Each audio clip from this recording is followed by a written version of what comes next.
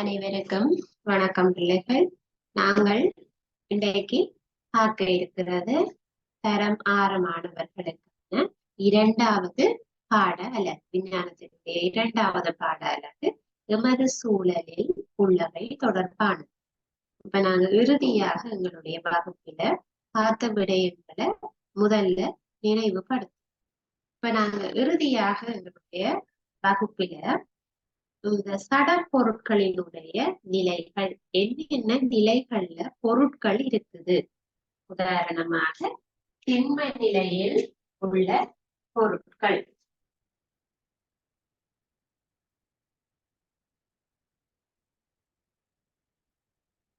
திண்மமாக உள்ள பொருட்கள் அதற்கு உதாரணம் கதிரை, மேசை, உங்களுக்கு பென்சில், கொப்பி, சரியா, கல், மண், மரம், இந்த மாதிரி எங்களால கைகளால பிடிக்கக்கூடிய, பார்க்கக்கூடிய ஒரு வன்மையாக காணப்படும் செங்கல், சரி, அப்படி ஒரு வடிவம் உள்ள பொருட்களை தான் நாங்க திண்ம நிலையில் காணப்படுகின்ற பொருட்கள் என்று சொல்லுவோம். சரியா? அப்ப இதற்கு உதாரணம் கேட்டா என்ன சொல்லுவீங்க? திண்மமாக இருக்கக்கூடிய பொருட்கள் சொல்லுவீங்க. அதுக்கு நீங்க பாத்திரங்கள் சொல்லலாம், வீட்டுல உள்ள பொருட்கள் சொல்லலாம், புத்தகங்கள் சொல்லலாம், பென்சில், கொப்பி, பேனா, அலிரேசர், பென்சில் பாக்ஸ், தண்ணி போத்தல், போத்தல் எல்லாம் பெறும். அவை திண்மமாக காணப்பட வேணும். அப்ப அவற்றுக்கு ஒரு வடிவம் இருக்கு. திண்மமாக இருந்தால் அவற்றுக்கு ஒரு வடிவம் இருக்கு, அதற்கென்று ஒரு கனவளவு காணப்படுகிறது.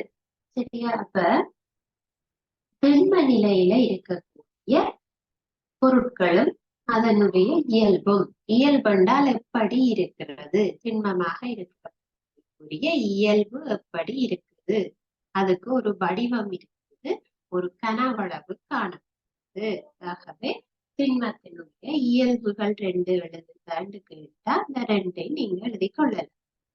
அதே போல உதாரணத்திற்கு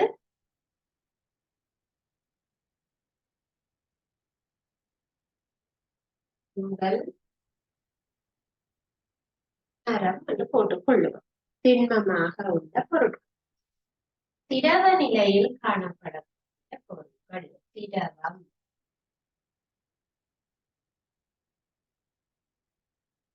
திரவமாக உள்ள பொருட்கள் எங்களுக்கு ஓரளவுக்கு தண்ணி மாதிரி இருக்கு, தண்ணி மாதிரி இப்படி வழியக்கூடிய திரவமாக இருக்க வேணும். அப்ப அதுக்கு உதாரணம் நீர். எங்களுக்கு தண்ணீர் திரவமாக தண்ணீர் எங்களால பிடிச்சு கொள்ள முடியுமா? திண்மத்தை போல ஒரு செங்கல்ல நாங்க கையில் எடுத்து கொள்ளலாம். ஆனா தண்ணிய அதே மாதிரி எங்களால பிடிச்சு வச்சிருக்க முடியுமா? இல்ல. சரியா? அப்படி இருக்கக்கூடியதுதான் திரவ நிலையில் காணப்படக்கூடிய பொருட்கள். அப்ப எங்களுக்கு உதாரணம் நீர்.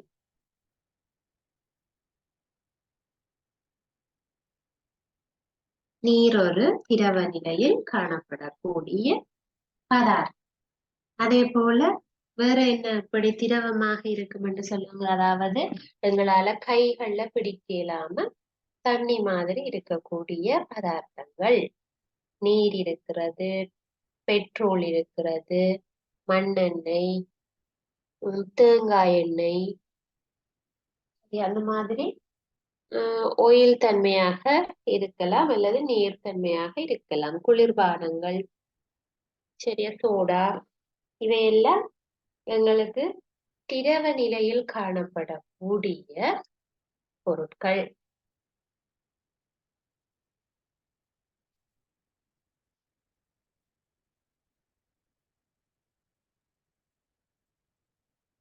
திரவமாக இருக்கக்கூடியவை.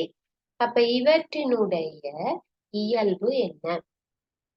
அதுண்ட இயல்பு என்ன என்று கேட்டா என்ன சொல்லுவீங்க? இப்ப அதுக்கு வடிவம் இருக்கா? நீருக்கு ஒரு வடிவம் இருக்கா? தண்ணிக்கு வடிவம் இருக்கா? இப்ப நான் செங்கல்னு சொன்னா சதுரமாக இருக்கும், அது ஒரு வன்மையான பதார்த்தம், கையால பிடிச்சு கொள்ளலாம். அப்ப அதுக்கு வடிவம் இருக்குன்னு சொல்லலாம். அப்ப எங்களுக்கு இந்த மாதிரி திரவ நிலையில உள்ள பொருட்களுக்கு வடிவம் இருக்கிறதா? பெட்ரோலுக்கு வடிவம் இருக்குதா? இல்ல. நீருக்கு வடிவம் இருக்கிறதா? இல்லை. ஆகவே திரவ சட பொருட்களினுடைய ஒரு இயல்பு அவற்றுக்கு வடிவம் இல்லை. சரியா? ஆனால் அவற்றுக்கு என்ன சொல்லுங்க அப்போ கனவளவு இருக்கு. இப்ப நாங்க சொல்லலாம் தானே 1 லிட்டர்ல பெட்ரோல் தாங்கோ, நீர் 1 லிட்டர் பொட்டில் இருக்கு. ஆகவே அவற்றுக்கு நாங்கள் கனவளவு கதைக்க முடியும். ஆனால் அவற்றுக்கு வடிவத்தை நாங்க சொல்ல இயலாது. சரியா? அப்ப இந்த நீர் நீர் அல்லது பெட்ரோல் ஆகியவற்றுக்கு வடிவம் இல்லை, கனவளவு உண்டு. ஆனா திண்மமாக இருந்தா அவற்றுக்கு கனவளவும் உண்டு, வடிவமும் உண்டு என்று சொல்லவும். இதுவே ஒரு வாயுவாக இருந்தால், வாயு என்று சொன்னா என்ன வாயு? நாங்க சுவாசிக்கிற ஆக்சிஜன் வாயு அல்லது கார்பன் ஆக்சைடு வாயு. அந்த வாயுக்களுக்கு வடிவம் இருக்கிறதா? இல்லை. அல்லது கனவளவுல இருக்கிறதா? இல்லை. ரெண்டுமே இருக்காது. எவற்றுக்கு? வாயு நிலையில இருக்கிற சட பொருள்.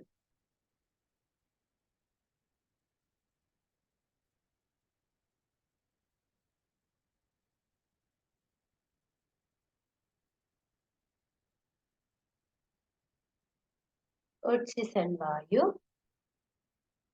நைட்ரசன் வாயு.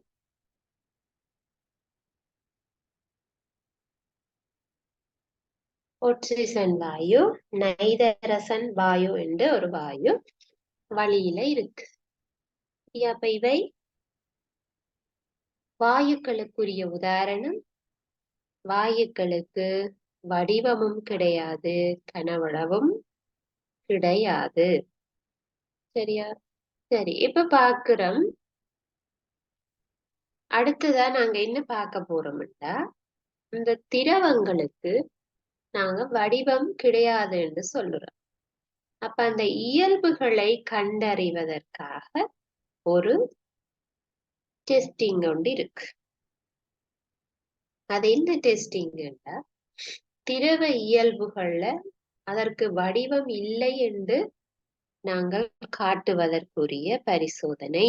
அதாவது திரவத்திற்கு வடிவம் இல்லை. அப்ப இதற்கு நாங்க என்ன செய்ய வேணும்னா, ஆய்வு கூடத்தில இருந்து 3 உபகரணங்களை நாங்க எடுக்க வேண்டும். ஆய்வு கூடத்துல நீங்க பார்த்திருப்பீங்கள், ஒரு கொதி குழாய் அல்லது ஒரு அளக்கும் உருளை ஒன்று இருக்கு. நாங்க இப்ப கீறி பார்க்க போறோம். இன்னொன்று கூம்பு குடுவை, அடுத்தது வட்டாடி குடுவை. இந்த மாதிரி நாங்கள் 3 வெவ்வேறு வடிவம் உள்ள பாத்திரங்களை எடுக்க போறோம். சரியா? அப்ப நாங்க முதல்ல பாத்திரங்களை எடுத்துக்கொள்ளும். இவை உங்களுக்கு தேவைன்னா நீங்க எழுதி வச்சு கொள்ளலாம். திண்ம பொருளுக்கும் திரவ பொருளுக்கும் வாயு பொருளுக்குமான உதாரணம்.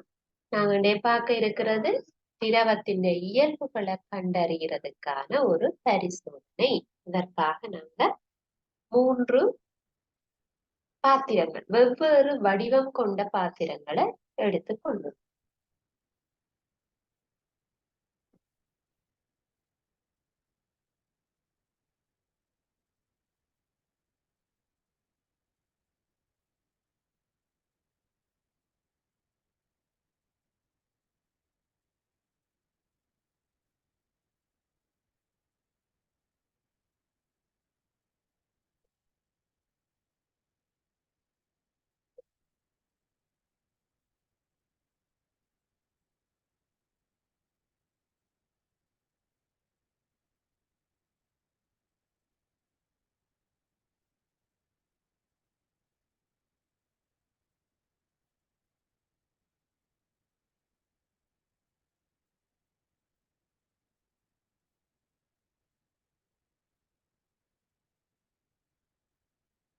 நாங்கள் ஒரு அளவு சாடி அளவு சாடி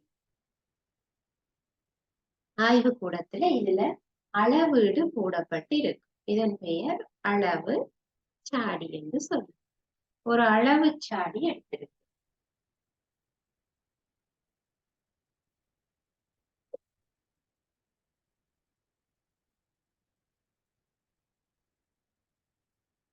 இதன் பெயர் அளவு சாடி. ஆய்வுக்கூடத்துல இருக்கிற ஒரு உபகரணம். சில பேர் பாடசாலைகள்ல பார்த்திருப்பீங்கள், பார்க்காதாக்கள் இதுல பாரு. ஒரு குழாய் போன்றது, கண்ணாடியாலான ஒரு குழாயில அளவீடுகள் போடப்பட்டிருந்தா அது அளவு சாடி. சரி, அதே போல பூம்பு குடுவை.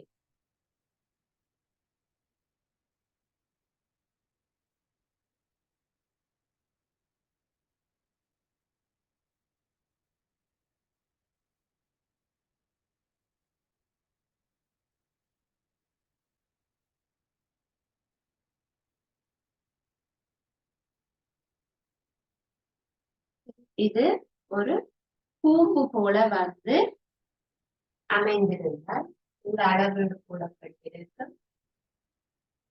பொருத்தமான அளவீடு போடப்பட்டிருக்கு. இது பூம்பு குடுவை.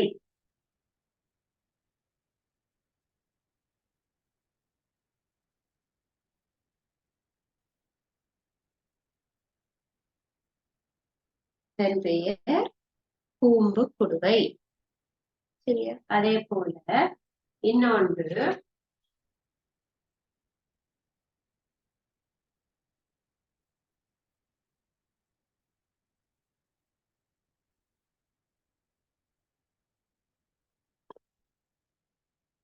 வட்ட அடி குடுவை. வட்ட அடி என்பது அடிப்பகுதி வட்டமாக இருக்கு. அதை நாங்க நிலத்துல வச்ச உருளும் கீழே வைக்கல, அது கையில பிடிச்சிருப்போம்.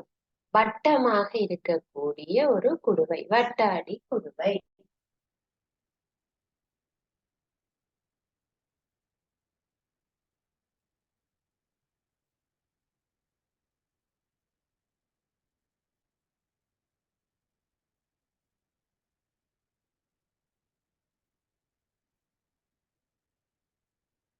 இவை மூன்றுமே ஆய்வு கூடத்துல இருக்கக்கூடிய உபகரணங்களாக இருக்கு. இப்ப நாங்கள் இந்த உபகரணங்களை எடுத்து ஒரு அளவுச்சாடி உண்டு. அத மாதிரி ஒரு அளவுச்சாடியில ஒரு 25 மில்லி லிட்டர் குறிக்கப்பட்டிருக்கு. 25 ml 25 மில்லி லிட்டர் என்று குறிக்கப்பட்ட அளவு சாடி ஒன்று இருக்கு.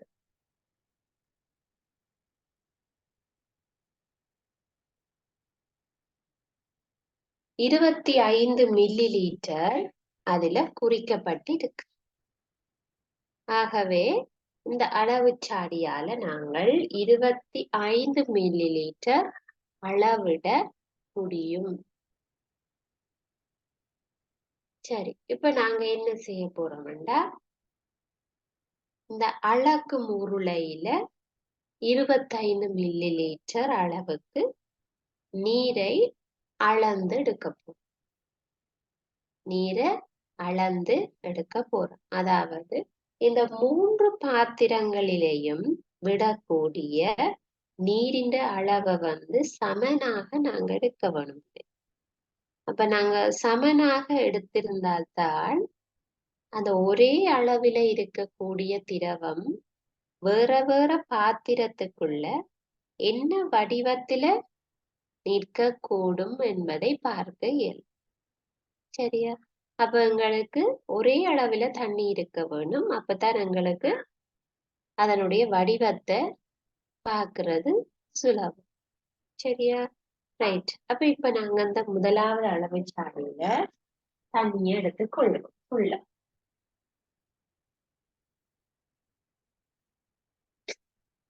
சரியா? இந்த அளவுச்சாடியில நாங்கள் நீரை எடுக்கும் போது ஒரு விஷயத்தை கரெக்டா நோட் பண்ணணும். ஒன்று, நாங்க அந்த அளவீட்டினுடைய வடிவம், தண்ணியை நாங்க ஃபுல்லா எடுத்தா அந்த அளவீடு தண்ணி உள்ளுக்குள்ள குழாய்க்குள்ள ஒரு பிறை வடிவில இருக்கு. பிறை வடிவில என்றால் நீர் வந்து வளைந்து நிற்கும்.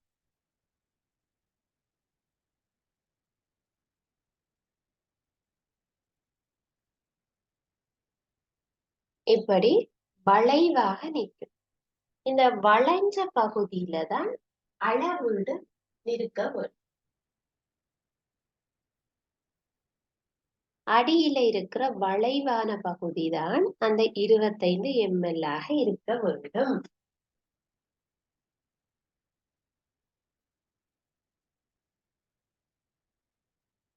அப்ப அந்த மேல இருக்கிற கோடு, இங்க முட்டி கொண்டிருக்கிற கோடு அளவீடு இல்லை.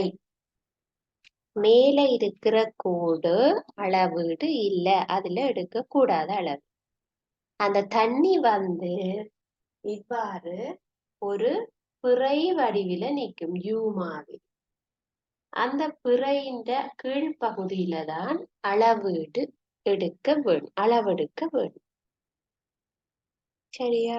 அப்ப அதை எடுக்கிறதும் பார்த்து கவனமாக எடுக்க வேண்டும். இப்ப உங்களுக்கு அது அளவு சாடி என்று தெரியும். அது அளவெடுக்கும் போது இப்படி அந்த கீழே இருக்கிற தண்ணி வந்து யூ வடிவமா இருக்க அடியில இருக்கக்கூடிய நீரினுடைய அளவுதான் அந்த 25 ml ஆக நீங்க பார்த்து எடுத்துக்கொள்ள வேண்டும். அதுக்கு மேல நீங்க கூட எடுத்தாலும் பிழை, இந்த 25 விட கீழே நீங்க எடுத்தாலும் பிழை ஆகும். சரியா? இப்ப இதுல 25 ml தண்ணி எடுக்கப்பட்டாச்சு.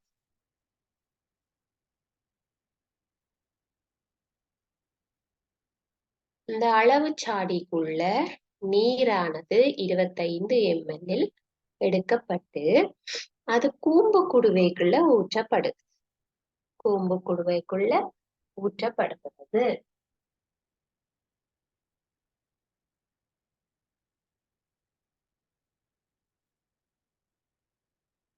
ஆகவே கூம்பு குடுவையில இப்படி தண்ணி நிற்கும்.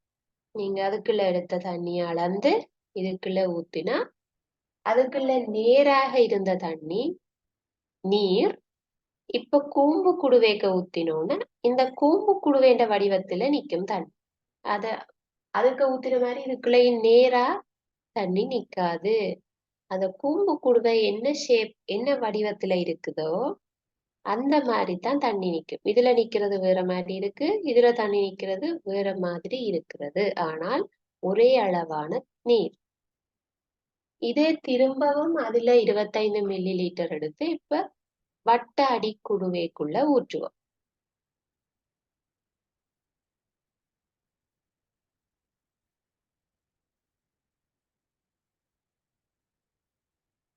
இப்பொழுது அதே 25 ml நீரானது இந்த வட்டை அடி குடுவைக்குள்ள வட்டமான ஷேப்ல வருது. அப்ப இப்ப உங்களுக்கு ஒரு விஷயம் விளங்கி இருக்கும்.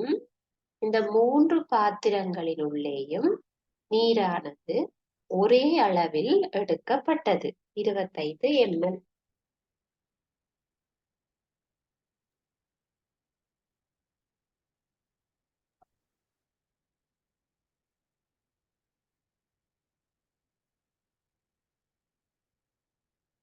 மூன்று பாத்திரங்களின் உள்ளேயும் நீரானது ஒரே அளவில் எடுக்கப்பட்டது. ஆனால் நீரினுடைய வடிவம் வித்தியாசமாக உள்ளது. A என்பது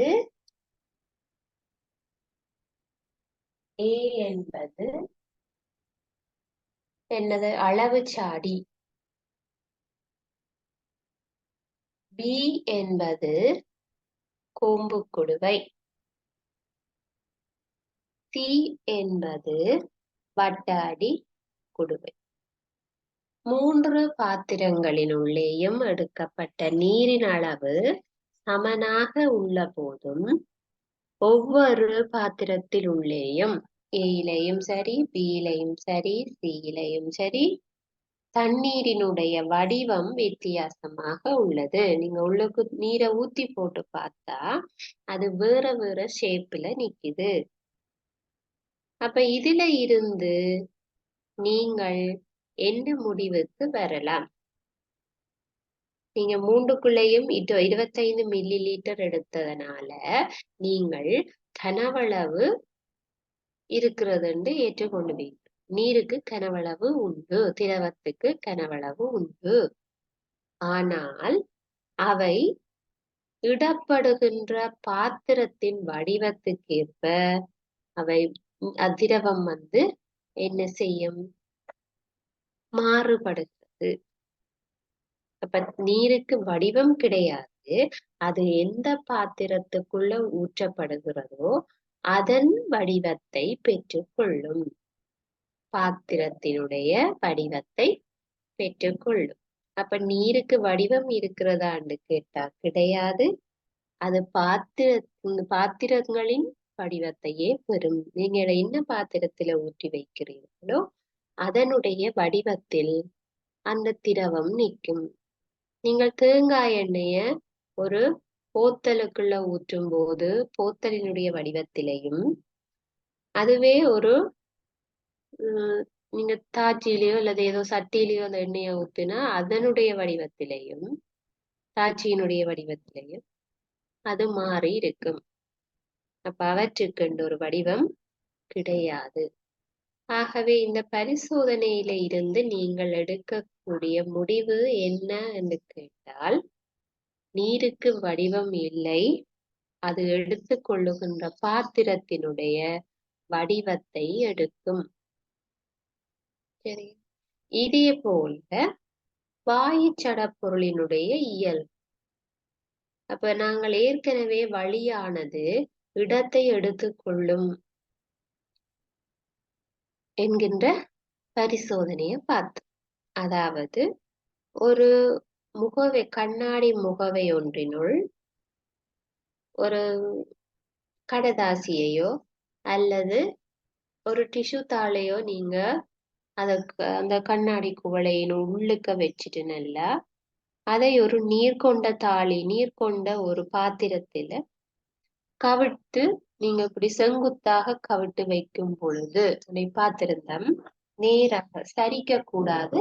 இவ்வாறு நேராக நீங்க அந்த பாத்திரத்துக்குள்ள வைக்கும் பொழுது அந்த நீங்க வச்சிருக்கிற கண்ணாடி கிளாஸுக்குள்ள இருக்கிற அந்த டிஷ்யூக்கு தண்ணி படாது. நீங்க இப்படி நேரா வச்சா அந்த கிளாஸுக்குள்ள தண்ணி போகாம இருக்கு.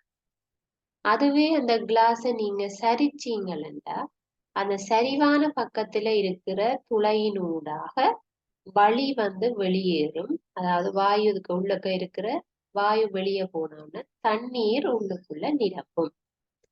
ஆகவே அதுல அந்த கண்ணாடி குவளைக்குள்ள அப்ப என்ன இருக்குதுன்னு கேட்டா வழி. அந்த வழி ஒரு இடத்தை பிடிச்சு வச்சு கொண்டிருக்குது, தண்ணிய போக விடாம. நீங்க நேராக அதை செங்குத்தாக அந்த நீர்த்தாளிக்குள்ள இடையுக்குள்ள என்ன செய்ய சொல்லுங்க. அப்ப அது வழிய உள்ளுக்க வச்சிருக்கிறதுனால நீர் உள்ளுக்க செல்லாம இருக்கு.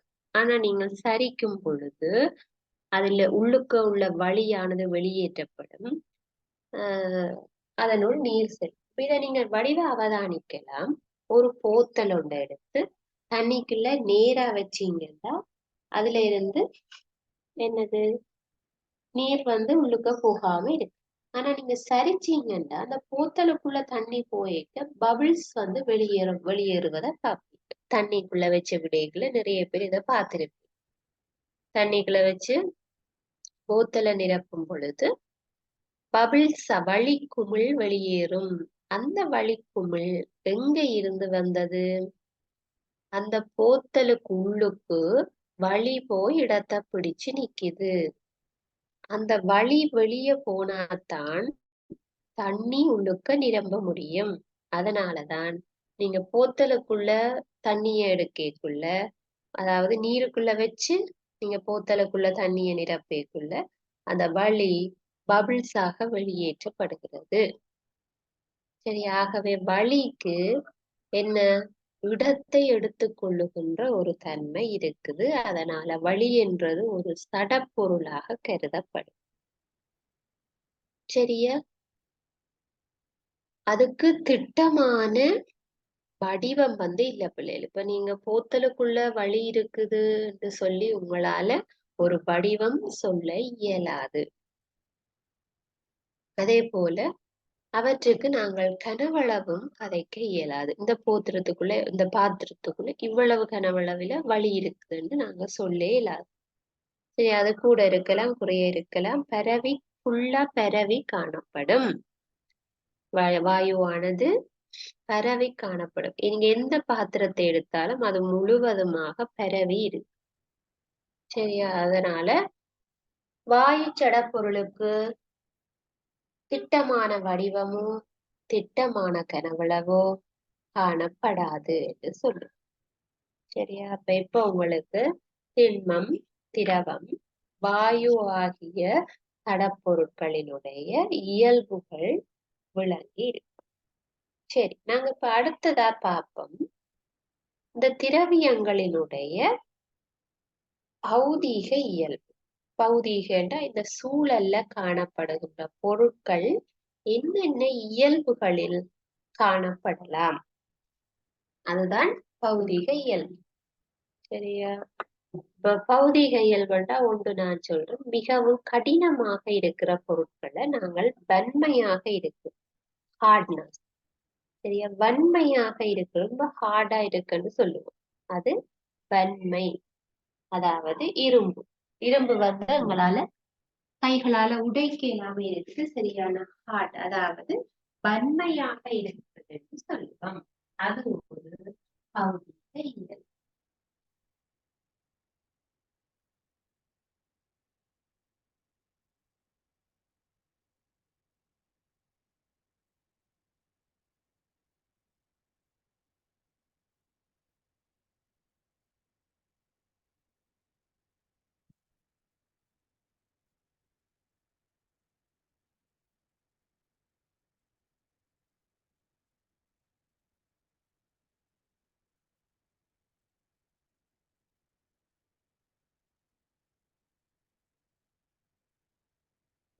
பௌதீக இயல்பு.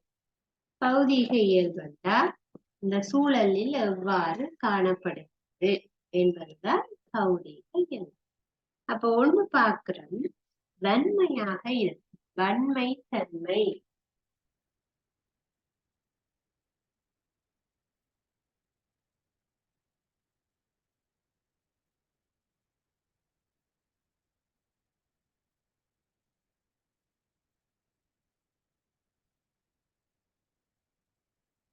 வன்மை தன்மை. அப்ப வன்மை தன்மை என்றா என்ன?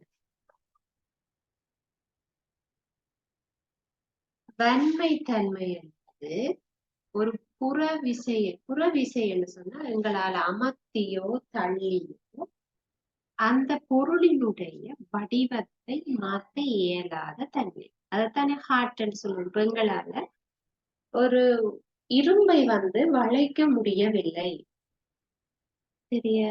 அப்ப ஏன் வளைக்க இயலாம இருக்கிறார்? இரும்பு ஆனது கடினமானதாக இருக்குது.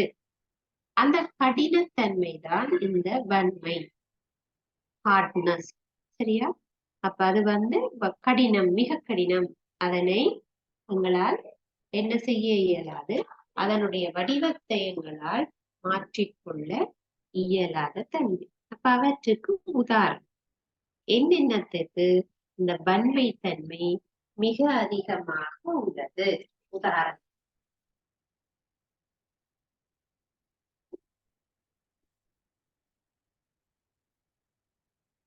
இப்ப நீங்க இந்த அட்டவணைய போட்டுக்கோங்க. பௌதீக இயல்பும் அவற்றுக்குரிய உதாரணங்கள் அட்டவணையை அடிச்சு கொள்ளுங்க. பௌதீக இயல்புகளுக்கு பக்கத்துல அந்த இயல்புக்குரிய உதாரணம், எதுக்கு அந்த வன்மைத்தன்மை இருக்கிறது.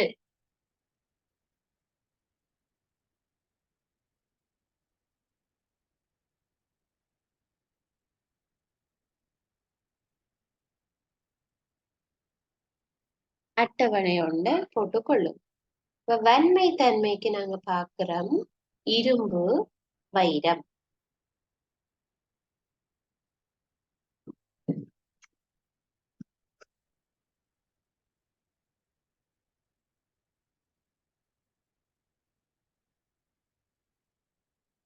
சரியா? இரும்பும் வைரமும் மிகவும் வன்மை தன்மை கொண்டவை என்று சொல்லுவோம். இரண்டாவது இயல்பு வாட்டற்றகடு. வாட்டற்றகம்.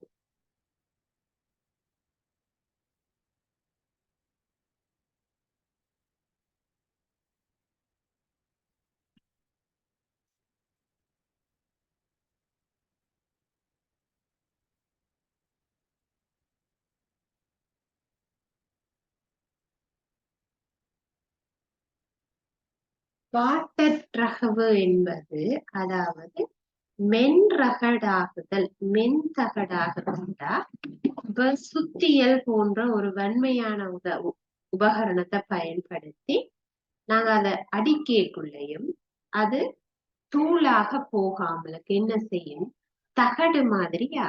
இப்ப உதாரணமாக நாங்க இரும்பு, ஒரு இரும்பை நாங்க சுத்தியலால அடிச்சாலும் அது என்ன செய்யும் சொல்லுங்க. அப்ப உடையாது. ஆனா இப்ப நீங்க சுத்தியலால ஒரு ஆணியை அடிச்சாலும் அது உடையாது, ஆனா நெளியும் அல்லது தட்டையா. சரியா? அப்ப வாட்டத்தகவு என்பது நீங்க ஏதாவது ஒரு வன்மையான உபகரணத்தினால் என்ன செய்தாலும் அடிச்சாலும் அது தூளாகாது. அதுக்கு பதிலாக என்ன செய்யும், தகடாக மாறும். அதற்கு உதாரணம் இரும்பு,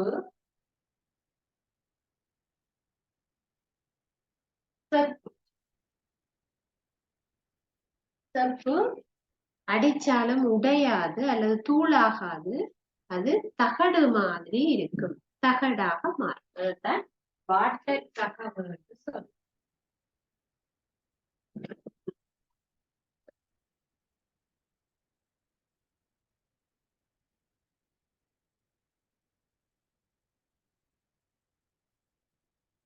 வாட்டற்றகம். மூன்றாவது நீட்டத்தகவு.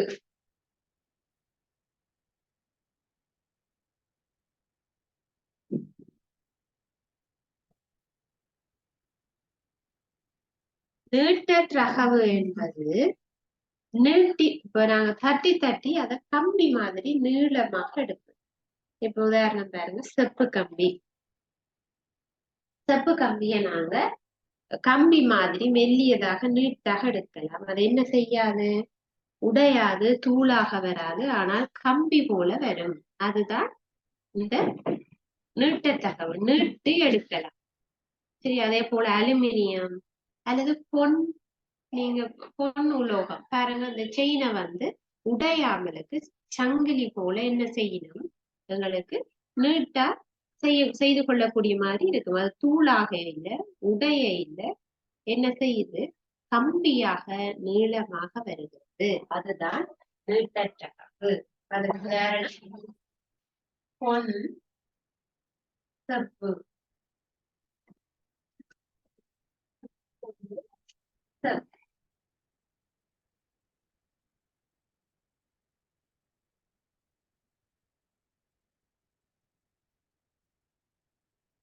பொன்னும் செப்பு, அதாவது நுண் கம்பியாக கூடிய தன்மை, கம்பியாக வரும். செப்பு கம்பி, அலுமினியம், பொன் எல்லாம் வரும்.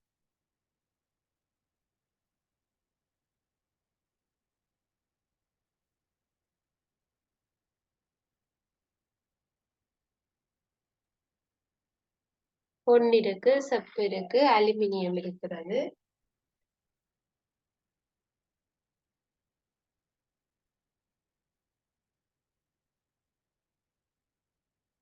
அலுமினியம் கம்பியாக இருக்கிறது. அடுத்த இயல்பாக மீள்தன்மை. மீள்தன்மை அதாவது எலாக்டிசிட்டி. இழுபடக்கூடிய தன்மை, மீள்தன்மை.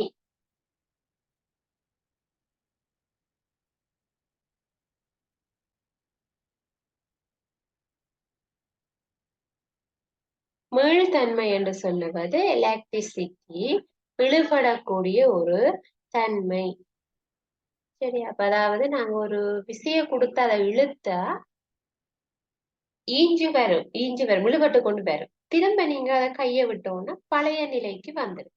இப்ப நீங்க லாஸ்டிக்னு சொல்லுவீங்க, அதுதான் மீள்தன்மை கூடிய பதார்த்தம். அப்ப அதுக்கு உதாரணம் என்ன?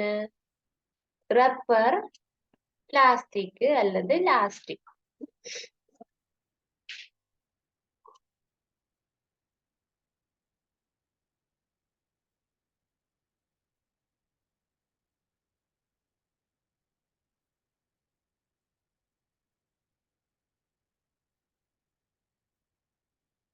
ரப்பர் அல்லது பிளாஸ்டிக். சரியா? அது ரெண்டுமே ரப்பர் அல்லது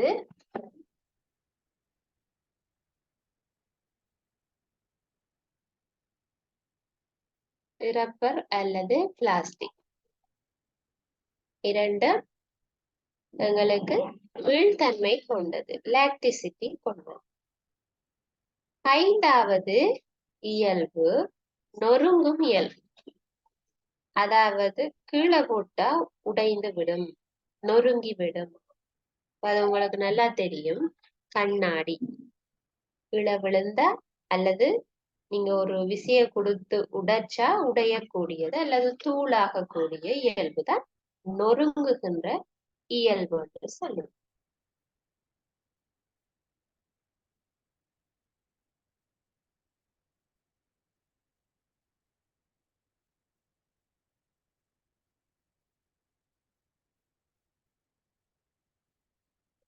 எழுதிக்கொள்ளுங்க. அஞ்சாவது நொறுங்கக்கூடிய இயல்பு அல்லது உடைக்கக்கூடியது.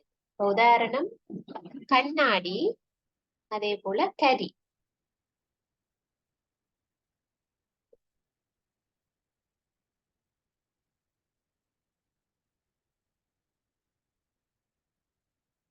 கண்ணாடி மற்றும் கரி ஆகியவை உடையும் அல்லது நொறுங்கும். நாங்க கீழே போட்டா அது கண்டிப்பா உடைஞ்சு. சரி, அப்படியானவை நொறுங்கும் இயல்பு கொண்டவை.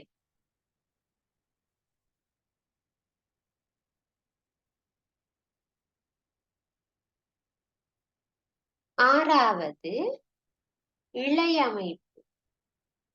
இழை அமைப்பு என்பது டெக்ஸ்சர். அதாவது நாங்க ஒரு பொருளை விரல்களினால் தொடும் போது உணரக்கூடியதாக இருக்கிற தன்மையைத்தான் அந்த டெக்ஸ்சர் என்று சொல்றோம்.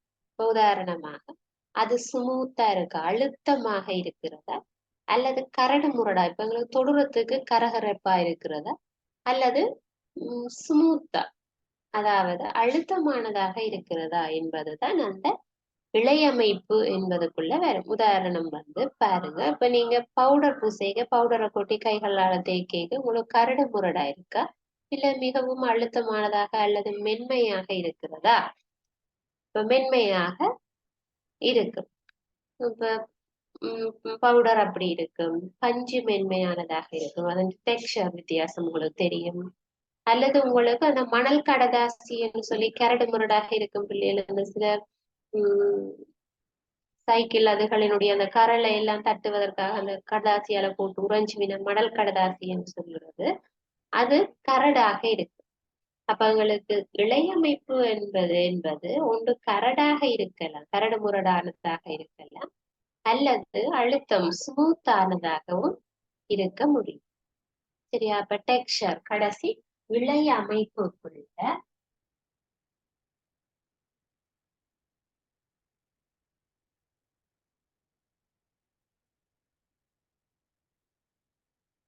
இழை அமைப்புக்குள்ள பாக்குறோம். அந்த டெக்ஸ்சர் என்னவாக இருக்கலாம்? அது நல்ல ஸ்மூத்தா அழுத்தமானதாக இருக்கலாம், உங்களோட பவுடர் அல்லது மா போல பஞ்சு மாதிரி இருக்கலாம், அல்லது மணல் கடதாசி போல கரடு முரடாக இருக்கலாம். உதாரணம் மா அல்லது பஞ்சு, மணல் கடதாசி.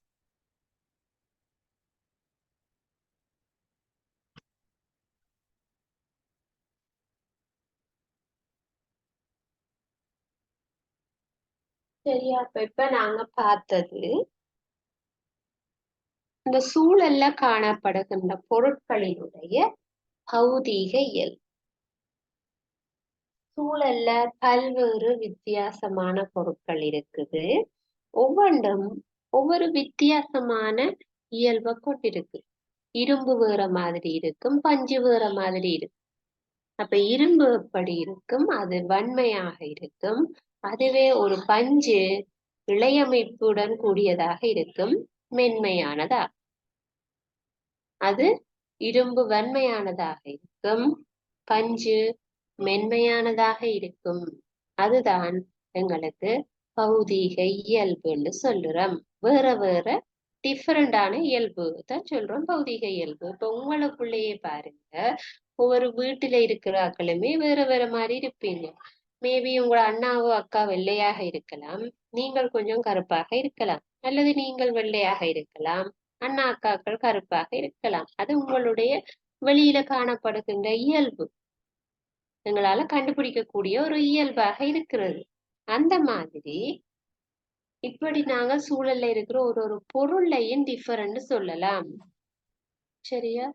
வீட்டுல இருக்கிற பொருட்களுக்குள்ள டிஃபரெண்ட் இருக்கு, பௌதீக இயல்புகள் வேறுபட முடியும்.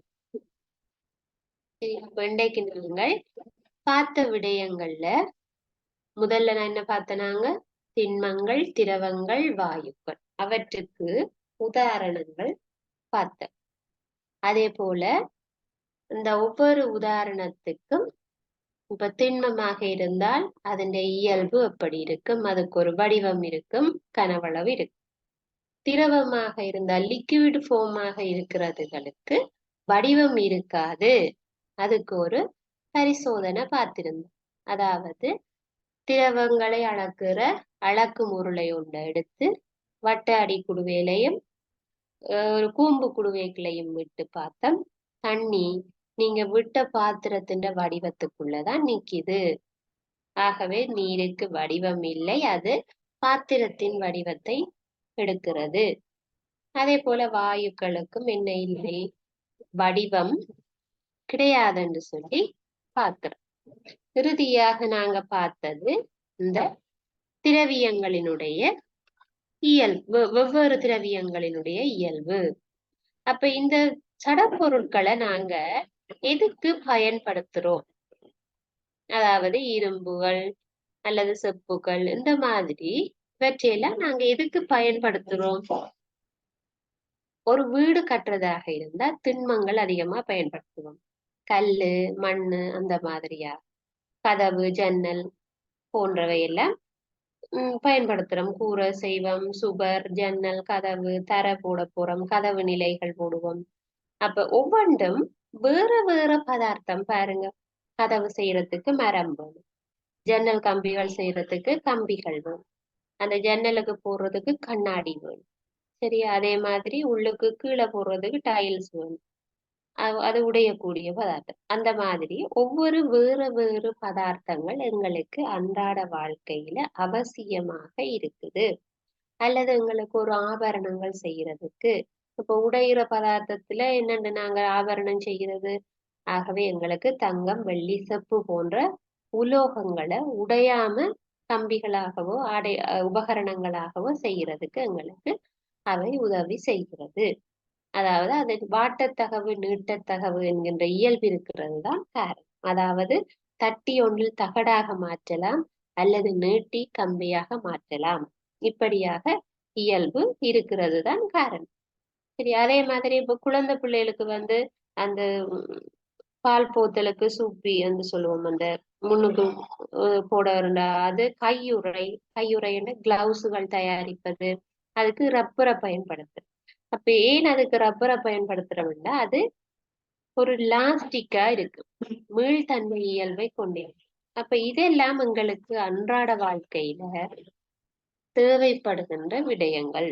எங்களுக்கு அப்படி இருக்கிறதுனால தான் அதை யூஸ் பண்ணக்கூடிய மாதிரி இருக்கு. அதாவது என்ன செய்யலாம், பயன்படுத்தலாம். அப்ப இன்றைக்கு பார்த்த விடயங்கள் உங்களுக்கு விளங்கி இருக்கும் என்று நினைக்கிறேன். இதுல ஏதாவது உங்களுக்கு டவுட்ஸ் இருந்தா கேட்கலாம். இல்லை என்று சொன்னா நாங்க அடுத்த வகுப்புல ஒரு புதிய பாடத்துல பார்க்கலாம்.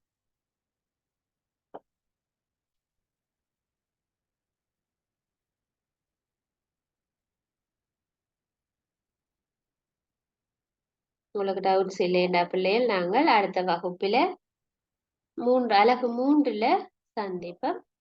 Thank you so much.